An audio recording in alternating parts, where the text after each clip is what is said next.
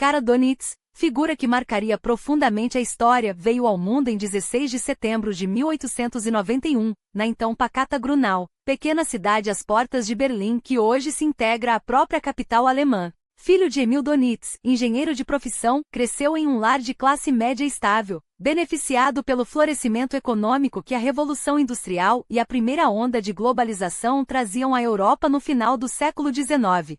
Sua mãe, Anna Bayer Donitz, completava o quadro familiar ao lado de um irmão mais velho. A infância de Kara transcorreu sem grandes sobressaltos, moldada pelos privilégios de uma família bem estabelecida em uma era de prosperidade sem precedentes. Sua trajetória tomaria um rumo decisivo em 1910, quando, aos 18 anos, alistou-se na Marinha Alemã. Era um momento estratégico. A Alemanha, tradicional potência terrestre com exércitos temidos em toda a Europa desde o século XVIII, agora buscava disputar com a Grã-Bretanha a hegemonia no continente. A corrida armamentista naval que se seguiu, marcada pela construção de encouraçados como os da classe Dreadnought, abriu portas para jovens ambiciosos como Donitz. Ele não perdeu a oportunidade. Após concluir seu treinamento inicial, foi rapidamente promovido a subtenente, o primeiro degrau de uma carreira meteórica que o levaria ao topo da hierarquia naval nas décadas seguintes. O destino, porém, aceleraria seus planos. Menos de um ano após sua formatura, a Europa mergulharia na Primeira Guerra Mundial.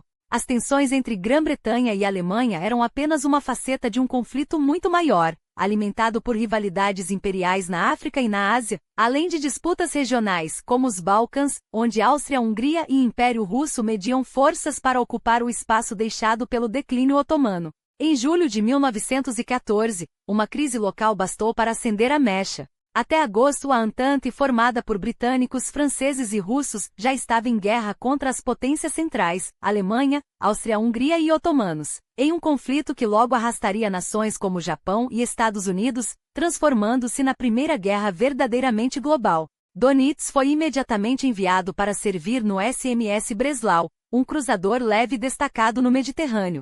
Sua missão: impedir que a Marinha Britânica rompesse o Estreito de Bósforo e sitiasse Istambul pelo mar, objetivo que ganharia contornos dramáticos com o desastroso desembarque aliado em Galípoli em 1915. Mas foi na primavera de 1916 que sua carreira tomou um novo rumo. Ele solicitou transferência para a recém-criada Escola de Submarinos de Flensburg-Murvik, no norte da Alemanha, perto da fronteira com a Dinamarca. Curiosamente, seria nesse mesmo local, quase 3 décadas depois, que Donitz assumiria brevemente o comando do país como chanceler. Na escola, ele dominou em tempo recorde as técnicas de guerra submarina, justamente quando o Atlântico Norte se tornava um campo de batalha decisivo. A Alemanha buscava asfixiar a Grã-Bretanha cortando suas rotas de abastecimento e impedindo a chegada de tropas do Império Britânico ao fronte europeu. Foi durante esse período que Donitz conheceu Ingeborg Weber, filha de Erich Weber, um alto oficial naval alemão que havia atuado na missão militar germânica no Império Otomano. A influência de Weber, recém-promovido a general-major, seria um trampolim para a ascensão de Donitz. O casamento com Ingeborg, em maio de 1916, selou não apenas uma união pessoal, mas também uma aliança estratégica. No ano seguinte nasceria Úrsula, a primeira de seus 3 filhos. A escola de submarinos que Donitz frequentou representava uma revolução nos mares. Embora os primeiros protótipos de submarinos remontassem ao século XVI com modelos rudimentares movidos à força humana, foi só em 1878 que o inventor irlandês John Philip Holland apresentou o Holland I, o primeiro submersível propulsionado por motor a combustão. Na virada do século, potências como Estados Unidos, Grã-Bretanha e França já desenvolviam seus próprios submarinos, que foram testados em combate pela primeira vez na Guerra Russo-Japonesa de 1904. No entanto, essas embarcações ainda eram limitadas, lentas com capacidade de submersão rasa cerca de 50 metros, e obrigadas a passar a maior parte do tempo na superfície. Os submarinos alemães da classe U-19, por exemplo, atingiam apenas 20 km por hora e comportavam pouco mais de 30 tripulantes, com poucos tubos de torpedos, o que os forçava a retornar frequentemente aos portos para reabastecimento. Quando a guerra estourou, em 1914, as marinhas ainda encaram os submarinos como armas secundárias. Mas o conflito aceleraria sua evolução de forma espetacular, assim como aconteceu com a aviação. E Donitz estaria no centro dessa transformação. Após se formar, foi designado como oficial de navegação do U-39 em 1917, responsável por detectar navios inimigos, fossem mercantes ou de guerra. Essa era uma tarefa crítica. Na época, os submarinos navegavam principalmente na superfície, mergulhando apenas ao avistar alvos para evitar serem localizados. Sua atuação foi impecável. O U-39 tornou-se um dos submarinos mais letais da frota alemã, afundando dezenas de embarcações só em 1917, incluindo 5 navios com mais de 15 mil toneladas em uma única semana de julho daquele ano. Seu talento não passou despercebido. Em fevereiro de 1918, Dönitz foi promovido a comandante do UC-25, um submarino especializado em minagem, e logo depois assumiu o comando do B-68. Sua ordem seguinte o levaria a um novo capítulo de desafios e glórias. O Mediterrâneo tornou-se o próximo palco de sua atuação, onde a Alemanha buscava reforçar seus aliados austro-húngaros e otomanos contra os ataques implacáveis da Marinha Real Britânica e da frota italiana. Foi uma missão de alto risco, e Dönitz mais uma vez provou seu valor. Entre abril e outubro de 1918, 9 navios britânicos, italianos e franceses foram enviados ao fundo do mar por suas mãos. Mas o destino reservava um revés. Em 4 de outubro, falhas técnicas no B-68 forçaram-no a afundar o próprio submarino nas águas entre a Sicília e a Líbia. Um homem morreu no processo, enquanto Dönitz e sua tripulação de mais de 30 homens foram capturados pelos britânicos. Levados à Inglaterra, foram confinados no campo de Redmires, perto de Sheffield, como prisioneiros de guerra. A sorte, porém, estava do lado deles. Quando caíram em mãos inimigas, em outubro de 1918, o conflito já respirava seus últimos dias. A entrada dos Estados Unidos na guerra, em 1917, havia inclinado definitivamente a balança a favor da Entente, inundando o fronte ocidental com recursos sem precedentes.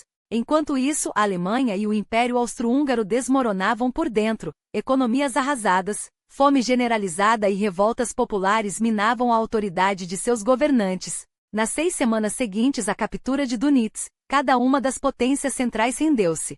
Mas a assinatura do armistício, em 11 de novembro, não significou liberdade imediata. Os prisioneiros como ele permaneceram detidos enquanto meses de negociações arrastavam-se até a imposição do Tratado de Versalhes, um acordo punitivo que, além de humilhar a Alemanha, plantaria as sementes de um novo conflito europeu. Só em 1919 Dönitz recuperou a liberdade, e apenas no início de 1920 pôde finalmente retornar à pátria. O que encontrou foi um país irreconhecível. As cláusulas de Versalhes haviam reduzido as forças armadas alemãs a uma sombra, não mais que 100 mil homens, sem aviação e com uma marinha esquelética, proibida. Acima de tudo, de possuir submarinos. O futuro de Dönitz pendia por um fio. Seria ele mais um oficial dispensado pela nova República de Weimar, condenado a reinventar-se em uma Alemanha derrotada? Não. Seu brilhantismo tático e sua reputação como comandante naval garantiram que fosse um dos poucos a manter seu posto. E não apenas isso, continuou ascendendo.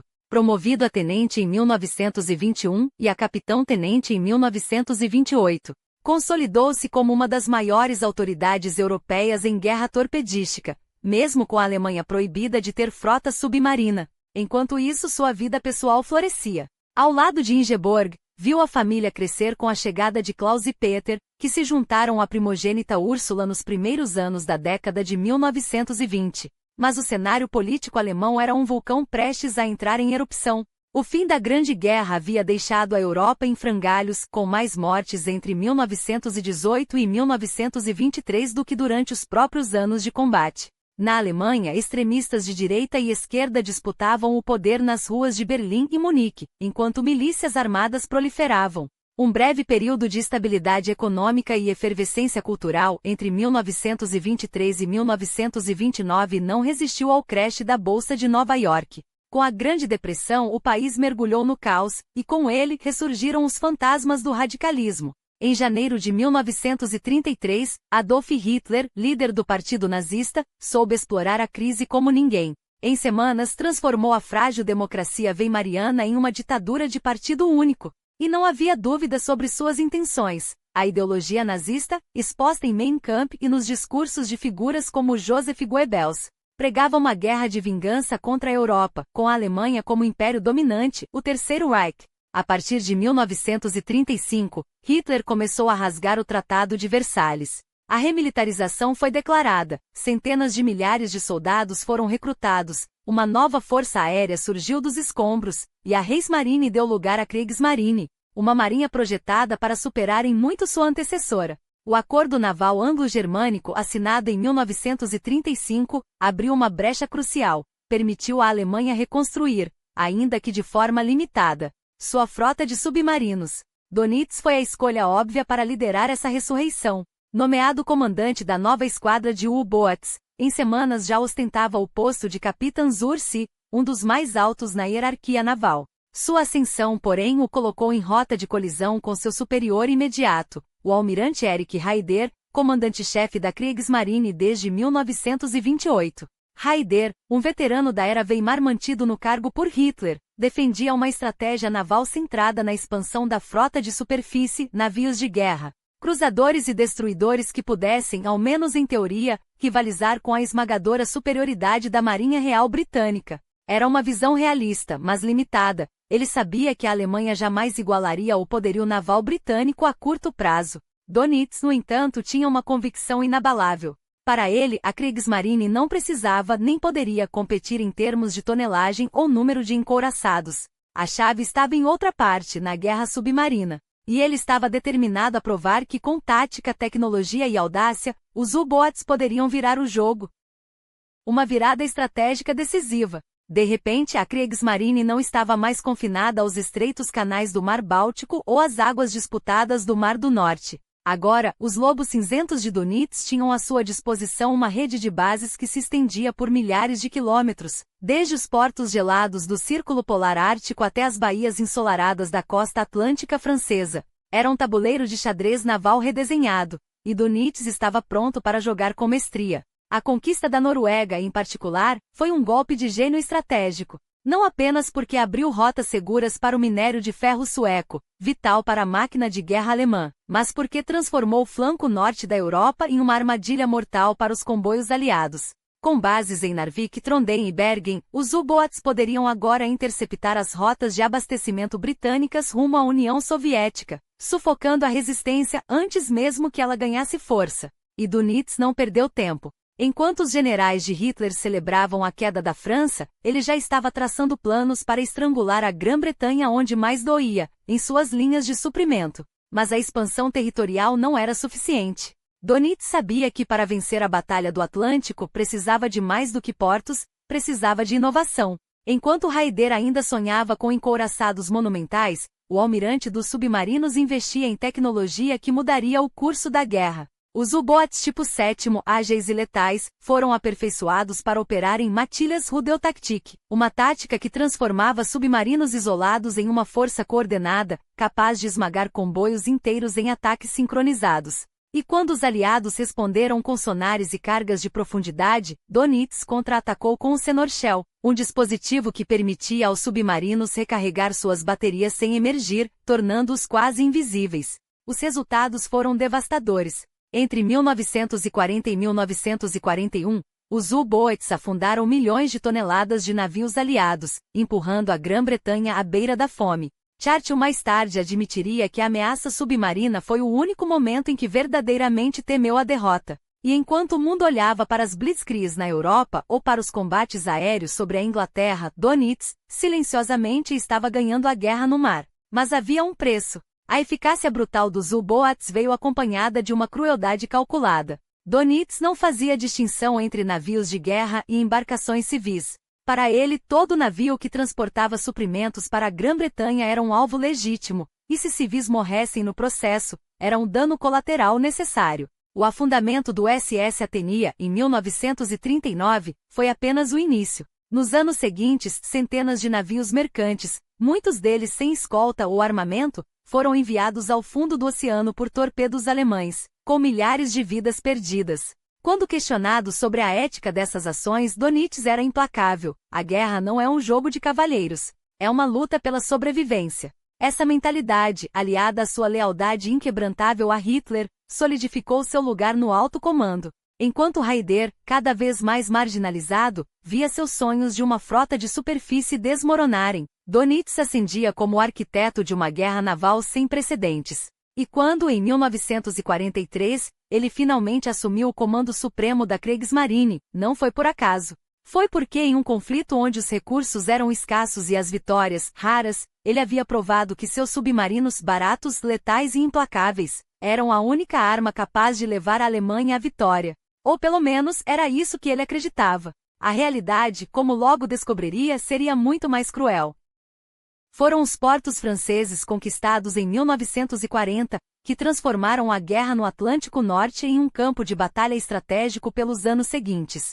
E não demoraria para que sua importância se revelasse em toda a sua brutal eficácia. Com a França ajoelhada, a Alemanha podia agora voltar sua fúria total contra a Grã-Bretanha, o último obstáculo entre Hitler e o domínio absoluto da Europa Ocidental. O plano era simples na teoria, devastador na prática: bombardear cidades como Londres até reduzi-las a escombros e, acima de tudo, estrangular a nação insular cortando suas rotas de suprimento. Os U-Boot de Dönitz não seriam apenas participantes dessa campanha, eles seriam sua espinha dorsal. O que se seguiu foi uma das maiores batalhas navais da história, um conflito que se estendeu desde as águas geladas da Noruega até as correntes traiçoeiras de Newfoundland, no Canadá, e descendo até os Açores e a costa africana. Uma guerra dentro da guerra, onde cada navio mercante afundado era um golpe no coração do Império Britânico. E no centro desse turbilhão estava Dönitz, cujos lobos de aço não apenas caçavam, mas dizimavam. Seu objetivo? Forçar Churchill a curvar-se à mesa de negociações, não por diplomacia, mas por asfixia. Mas o que tornava esses submarinos tão letais? O termo U-Boot, abreviação de Unterseebom, ou barco submarino, era a arma perfeita para uma guerra de recursos limitados. E entre todos os modelos, o Type 7 era a joia da coroa da Kriegsmarine. Com uma tripulação de 44 a 52 homens, 5 tubos de torpedo e capacidade para carregar 14 torpedos ou minas, um único Type 7 bem posicionado podia enviar uma dúzia de navios ao fundo do mar antes de precisar reabastecer. Sua vantagem tática era implacável. Enquanto navegava principalmente na superfície para economizar combustível, ao avistar um alvo, mergulhava a mais de 230 metros de profundidade, fora do alcance de cargas de profundidade e minas inimigas. Não por acaso, 703 unidades desse modelo foram construídas durante a guerra, e foi com elas que Dönitz teceu sua teia mortal sobre o Atlântico. No entanto, o verdadeiro gênio de Dönitz não estava nos submarinos em si, mas na forma como os empregava. Ele ressuscitou e aperfeiçoou uma tática esquecida desde a Primeira Guerra Mundial, os Rudeltaktik, ou alcateias de lobos. A ideia não era nova. Hermann Bauer, comandante dos U-Boot na Grande Guerra, já havia sonhado com linhas de patrulha coordenadas para caçar navios aliados. Mas na época a tecnologia e a logística falharam. Agora, em 1940, Dönitz tinha as ferramentas certas. A partir de seu quartel-general na França ocupada, ele orquestrava dezenas de submarinos em formação, como um maestro conduzindo uma sinfonia de destruição. Quando um U-Boot avistava um comboio, o sinal era dado, a matilha se reunia, e o ataque era lançado em uníssono, antes que os aliados sequer soubessem que estavam sendo caçados.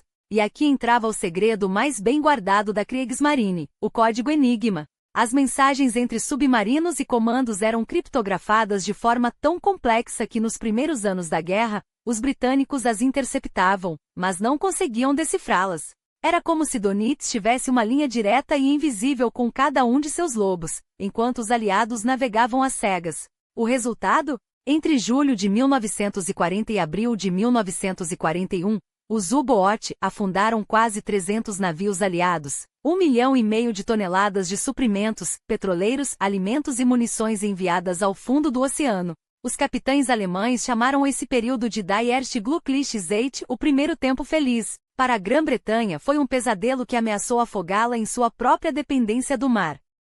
Mas a Batalha da Grã-Bretanha e a Batalha do Atlântico Norte, embora entrelaçadas, eram duas guerras distintas. A primeira, uma campanha relâmpago para dobrar Londres pela força aérea e pelo bloqueio naval, durou de junho de 1940 ao verão de 1941, até que Hitler, impaciente, virou as costas ao Ocidente e lançou sua máquina de guerra contra a União Soviética. A segunda, no entanto, foi uma maratona de sangue e aço que só terminaria em 1945. E em ambas, Dönitz foi o estrategista implacável que acreditava piamente em uma verdade: se a Alemanha pudesse sufocar a Grã-Bretanha no mar, a vitória seria inevitável, sem necessidade de uma única bota alemã pisar em solo britânico. No centro desse conflito estava uma guerra silenciosa, mas não menos feroz: a batalha pelos códigos. Ambos os lados dependiam de mensagens criptografadas para proteger suas rotas e embarcações. E no início a vantagem era toda alemã. Graças ao enigma, Dönitz coordenava seus U-Boot com uma precisão mortal,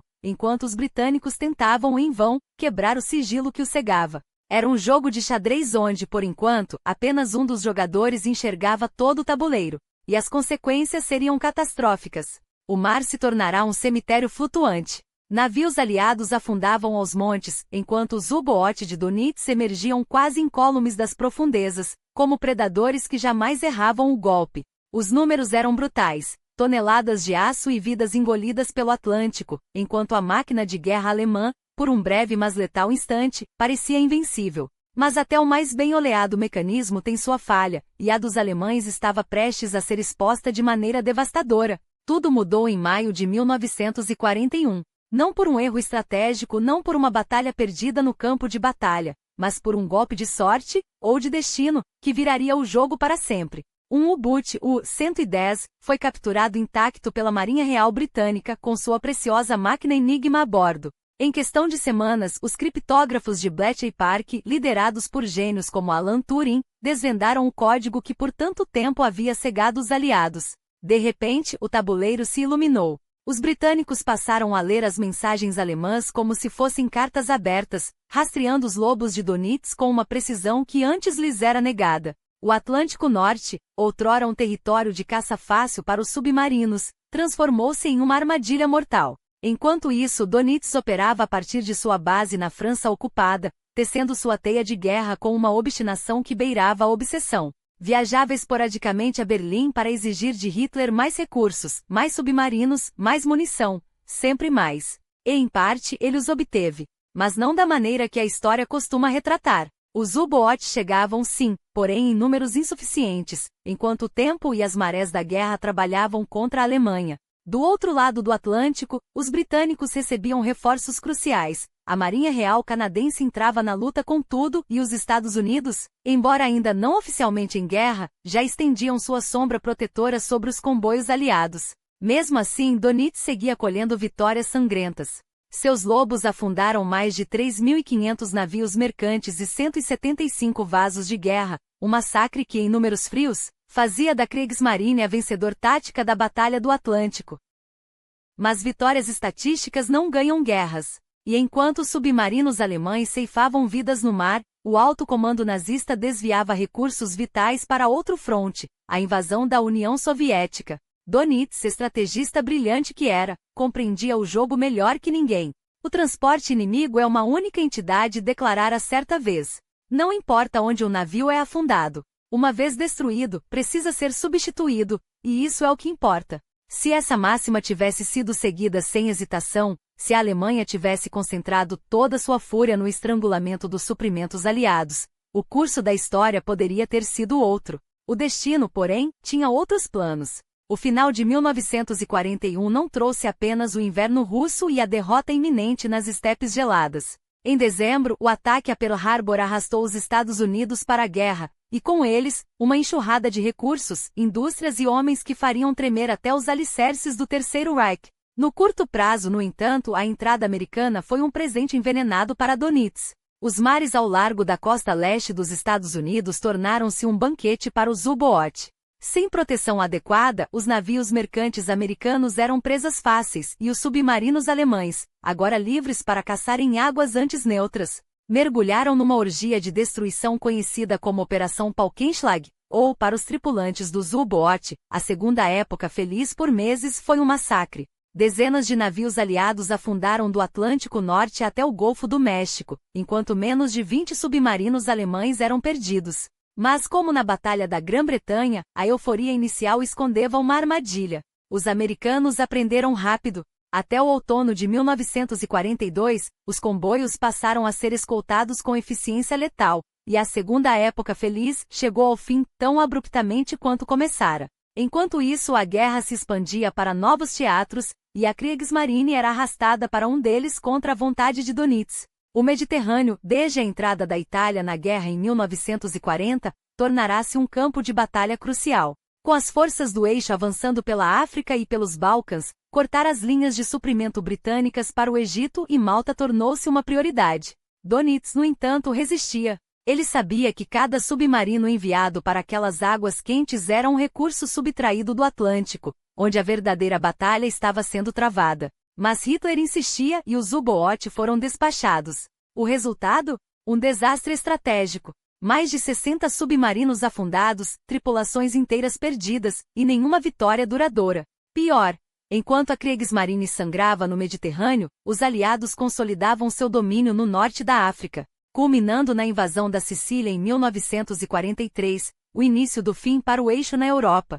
Ironicamente, foi justamente nesse momento de aparente declínio que Dönitz alcançou o ápice de seu poder. A derrota alemã na Batalha do Mar de Barents, em dezembro de 1942, onde uma esquadra de destruidores alemães foi humilhada por uma força britânica inferior, selou o destino de Erich Raeder, o até então comandante da Kriegsmarine. Em 30 de janeiro de 1943, Dönitz foi coroado grande almirante. Finalmente, ele tinha o controle total sobre a máquina naval alemã. E seu primeiro ato foi radical. Ordenou a construção em massa de novos U-Boot com a meta ambiciosa de lançar 40 submarinos e torpedos por mês. Mas a Alemanha de 1943 já não era a potência industrial de outrora. A escassez de aço, os bombardeios aliados sobre as fábricas e a economia de guerra asfixiada tornavam seus planos cada vez mais irrealizáveis. Dönitz assumirá o comando no momento em que o Reich entrava na fase do Totaler Krieg, a guerra total. Os recursos eram drenados, os homens escasseavam, e a maré da história já corria contra a Alemanha. Mesmo assim, ele lutou. Ampliou o recrutamento, esticando a idade dos marinheiros além dos 18 aos 40 anos tradicionais. Cada submarino que saía dos estaleiros era uma arma a mais na sua guerra particular contra os comboios aliados. Mas, pelo verão de 1943, a balança havia virado de vez. Dezenas de U-Boot eram afundados a cada mês e o Atlântico, outrora um campo de caça alemão, transformará-se em um túmulo para a Kriegsmarine. A batalha que Dönitz quase venceu estava perdida, e com ela, talvez, a última chance de vitória do Terceiro Reich. A derrota não deixou a Dönitz alternativa senão recuar. Os lobos cinzentos, outrora senhores das ondas, foram obrigados a abandonar o Atlântico Norte como campo de batalha principal. A partir daquele momento, a frota de submarinos seria empregada em missões pontuais, contra alvos específicos e bem definidos. Um reconhecimento tático de que o sonho de estrangular as linhas de suprimento britânicas havia se esvaído para sempre. Embora nenhum comunicado oficial declarasse o fim da Batalha do Atlântico, a realidade era inegável. Antes mesmo de completar um ano à frente da Kriegsmarine, Dönitz já presidia o ocaso de sua própria estratégia.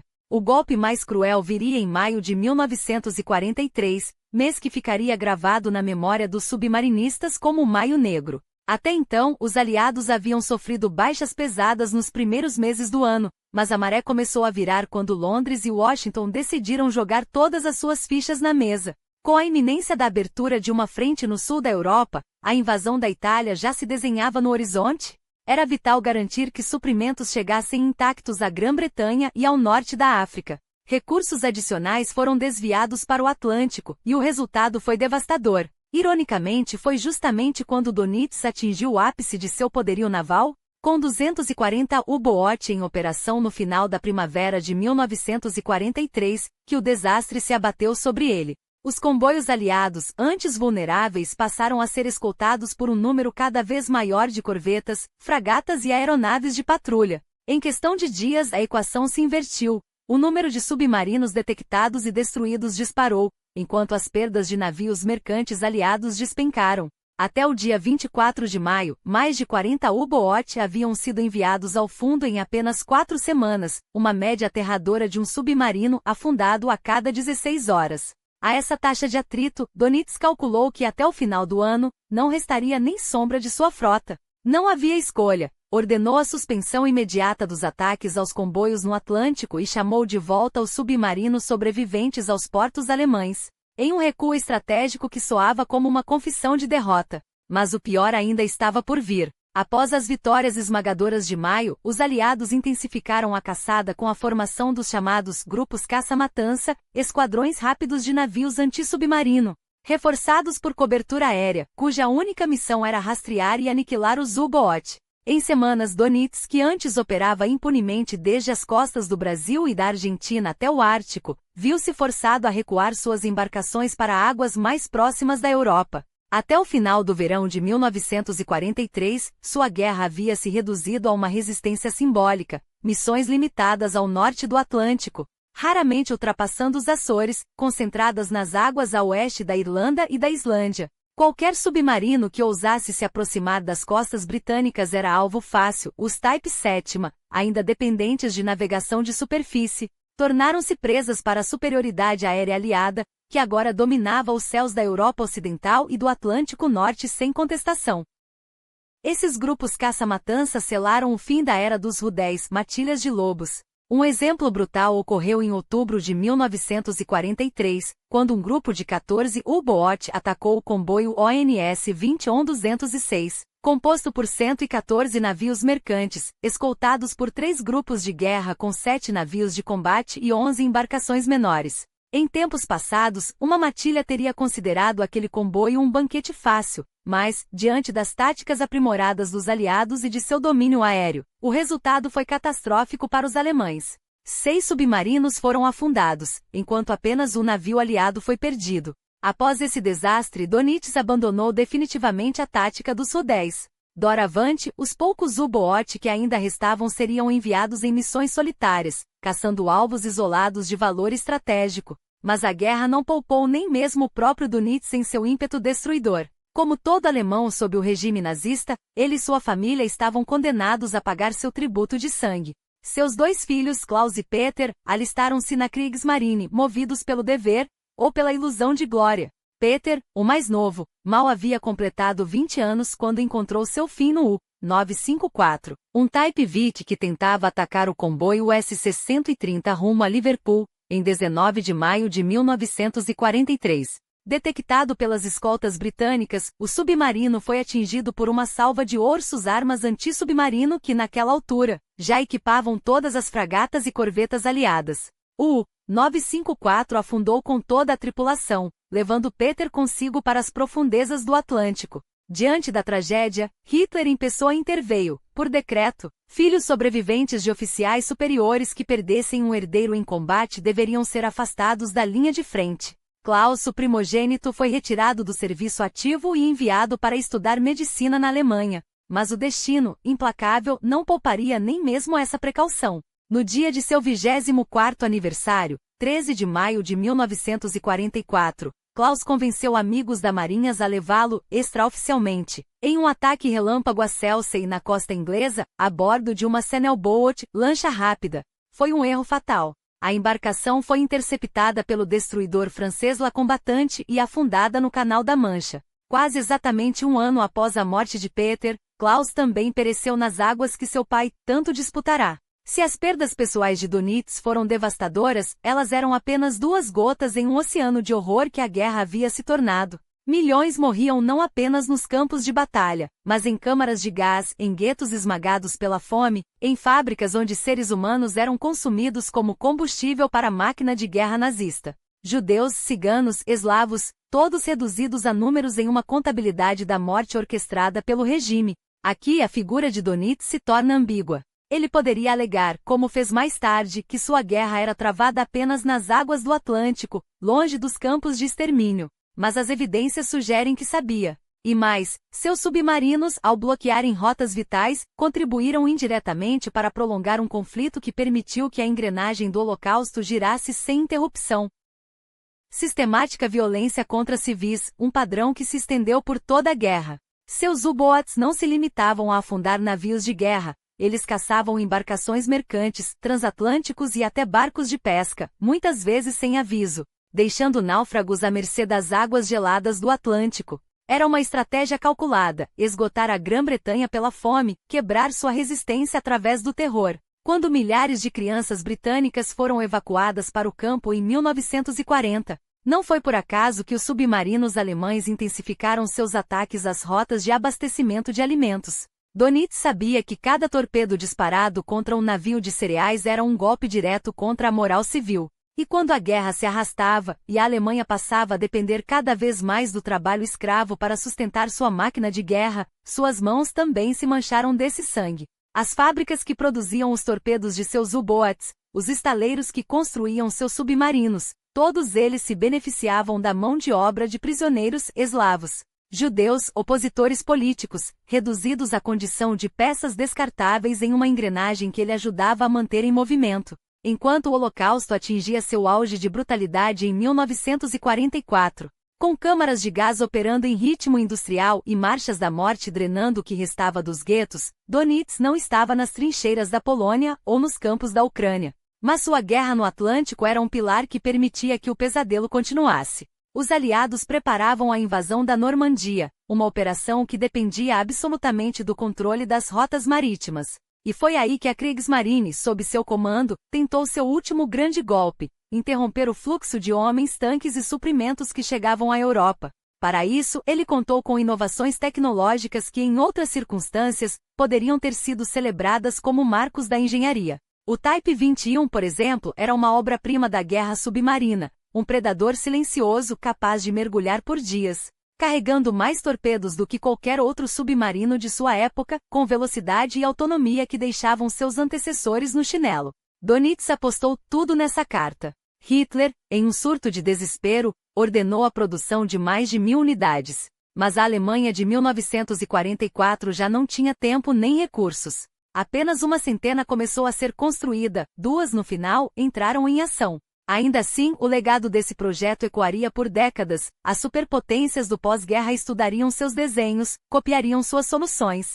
Ironias da história, o homem que ajudou a afundar o mundo no caos deixaria uma herança que moldaria as frotas do futuro. Mas a realidade implacável se impunha. No verão de 1944, quando os aliados desembarcaram na Normandia, o jogo virou. Portos estratégicos caíram como dominós nas mãos britânicas e americanas. A Kriegsmarine, antes uma ameaça global, agora se via confinada a alguns redutos no norte da Alemanha e na Noruega, operando à sombra de uma derrota inevitável. Hitler, obcecado pela invasão terrestre, desviou recursos e atenção, deixando Dönitz com uma frota cada vez mais obsoleta e uma missão impossível: conter o avanço aliado com migalhas. Até que na primavera de 1945, o colapso se tornou irreparável. As tropas americanas e britânicas avançavam pelo oeste, os soviéticos, como uma maré humana, engoliam o leste. Berlim, outrora o coração pulsante do Reich, agora era uma armadilha cercada pelo Exército Vermelho. Hitler, trancado em seu bunker, já não enxergava saída, a não ser a que escolheu em 30 de abril, com um tiro na têmpora e uma cápsula de cianeto entre os dentes. O que veio depois foi um espetáculo de desespero e delírio. Goering, outrora o herdeiro designado, havia caído em desgraça meses antes, acusado de traição por tentar negociar uma rendição separada. Goebbels, o propagandista fanático, assumiu o título de chanceler por um único dia, tempo suficiente para envenenar seus 6 filhos e atirar em si mesmo ao lado da esposa Magda. E então, como um golpe de teatro macabro, revelou-se que Hitler havia deixado um último ato: Dönitz, o almirante, o técnico. O homem que passará a guerra nos bastidores do poder, seria agora o líder de um Reich em frangalhos. Não Himmler, o arquiteto do genocídio, não Bormann, o secretário sinistro, não sequer Speer, o gênio da produção bélica, mas o comandante dos U-boats, o estrategista das profundezas, elevado à presidência de uma nação que já não existia. Ele estabeleceu seu quartel-general em Flensburg-Murvik, um recanto remoto no extremo norte, onde décadas antes havia aprendido a arte da guerra submarina. Era um refúgio simbólico, longe o suficiente das garras soviéticas, próximo bastante para sonhar com uma rendição negociada aos americanos e britânicos. Ali, entre oficiais fugitivos e burocratas em pânico, Dönitz tentou vender uma ilusão, a de que a Alemanha ainda podia se salvar se os aliados ocidentais rompessem com Stalin. Em seu primeiro discurso pelo rádio, poucas horas após a morte de Goebbels, sua voz ecoou como um último suspiro do Reich. Nosso objetivo é salvar a Alemanha da destruição pelo inimigo bolchevique. Enquanto esse objetivo for obstaculizado pelos britânicos e americanos, seremos forçados a continuar nossa luta defensiva contra eles. Palavras vazias. A Alemanha já estava de joelhos. As divisões aliadas avançavam sem resistência, os últimos redutos nazistas se rendiam ou se desintegravam em guerrilhas sem futuro. Em 7 de maio, depois de uma farsa de negociações, ele assinou a ordem que selou o destino do Terceiro Reich, a rendição incondicional de todas as forças alemãs. 8 de maio de 1945. V-Day. O mundo comemorava, a Alemanha se afogava em escombros. Mas para Dönitz, a surpresa ainda viria. Quando os soldados aliados o prenderam em 23 de maio, ele deve ter imaginado que seu julgamento seria militar, técnico, afinal, era um almirante. Um profissional que cumpria ordens. Não um ideólogo como Rosenberg, nem um carrasco como Kaltenbrunner. Os aliados, porém, não fariam distinções tão convenientes. Em Nuremberg, ele seria posto no mesmo banco dos monstros que havia servido. Não por ter assinado ordens de extermínio, mas por ter sido uma engrenagem essencial na máquina que as executou. Quando o Tribunal Militar Internacional abriu suas portas em 20 de novembro de 1945, Dönitz estava lá, entre os réus. E as acusações contra ele eram pesadas como chumbo. O que realmente selou o destino de Dönitz em Nuremberg não foram as ordens que ele deixou de dar, mas aquelas que insistiu em manter. A campanha de guerra submarina irrestrita, sob seu comando implacável, transformou o Atlântico em um campo de extermínio flutuante. Navios civis, inclusive de nações neutras, eram alvejados sem aviso. Tripulações de U-boats recebiam instruções claras: após o torpedoar uma embarcação, nenhuma tentativa de resgate deveria ser feita. Os sobreviventes, deixados à mercê das águas geladas ou dos tubarões, eram um risco desnecessário para a missão. Documentos comprovavam que já em dezembro de 1939, quando a guerra mal havia começado, Dönitz assinará diretrizes que violavam abertamente as leis internacionais. E o pior, jamais as revogou, nem mesmo quando assumiu o posto máximo da Kriegsmarine em 1943. Mas aqui a justiça dos vencedores revelou suas próprias contradições. Os aliados, especialmente os americanos, haviam praticado táticas semelhantes no Pacífico. Submarinos dos Estados Unidos afundavam navios japoneses sem distinção, e a linha entre alvos militares e civis muitas vezes se apagava na névoa da guerra. Assim, parte das acusações contra Dönitz foi arquivada, não por falta de provas, mas por conveniência política. Afinal, como condenar um homem por crimes que os próprios juízes haviam cometido? No final, o veredicto foi uma sentença de 10 anos em Sandow, a prisão dos nazistas condenados. Nenhuma forca como a que esperava Göring, nenhuma balas no peito, como as que ceifaram Ribbentrop e Frank. Dönitz sobreviveu para ver o pôr do sol do Terceiro Reich e para tecer, nos anos seguintes, uma narrativa cuidadosamente costurada de si mesmo. Quando deixou Sandow em 1º de outubro de 1956, o mundo que o recebeu era irreconhecível. A Alemanha, outrora um império unificado sob a suástica, agora se dividia em duas metades antagônicas, uma ocidental, aliada aos antigos inimigos, outra oriental, subjugada pelo comunismo soviético. Dönitz escolheu a primeira. Instalou-se em Almui, uma vila tranquila perto da fronteira dinamarquesa, onde o passado parecia menos opressivo. Lá, dedicou-se a uma tarefa que muitos ex-nazistas abraçaram na velhice, a reescrita da própria história.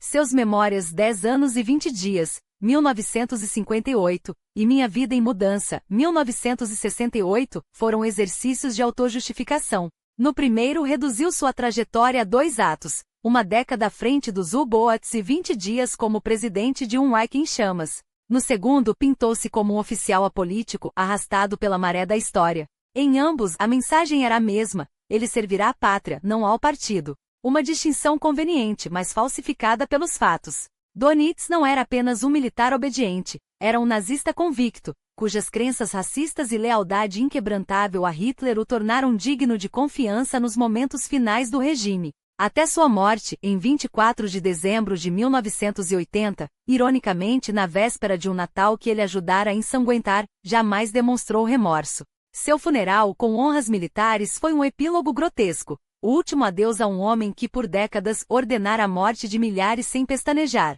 E no entanto, hoje, seu nome não ecoa com a mesma força que o de Himmler ou Göring. Talvez porque Dönitz não tenha deixado campos de concentração como legado, mas sim um oceano de luto, as famílias dos afogados, os navios que nunca chegaram a porto, as crianças que morreram de fome em cidades sitiadas por sua estratégia. Ele foi, em essência, o arquiteto de uma guerra dentro da guerra, uma campanha projetada para estrangular a Grã-Bretanha pela fome, usando o mar como arma. E embora não tenha manchas de sangue nas mãos como os carrascos da SS, suas ordens ceifaram vidas com a mesma eficiência fria.